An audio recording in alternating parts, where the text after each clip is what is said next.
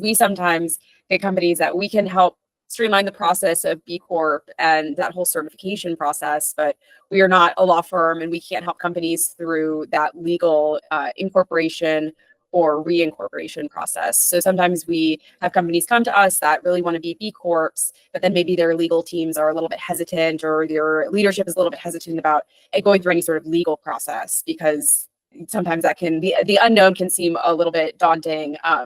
If they're thinking about that and thinking about reincorporation might seem like a much bigger process. And so I'm curious if you could shed a little bit more light on what that process actually looks like for companies that are pursuing B Corp certification and then realize that they need the legal designation as well. Yeah, happy to. And it's interesting because I get approached from time to time by companies that are interested in doing a B Corp certification. And my first answer to them is I'd love to connect you with somebody who can help you with the B Corp certification, right? What I can help with as a lawyer is the benefit corporation side of things. That is, as you mentioned, the so-called legal requirement for becoming a B Corp. Everything beyond that is not a legal process, right? And I think people sort of confuse the two at times and think that becoming a B Corp is primarily a legal process. It's really not.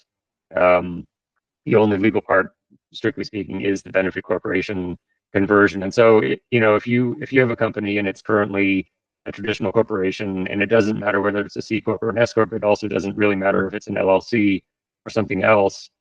The process is very simple to convert into a benefit corporation, and that really just entails an amendment to the articles of incorporation or certificate of incorporation. And that amendment typically is something that has to be subjected to a shareholder vote. Many of the companies that I see and speak with are small and they have a small number of shareholders.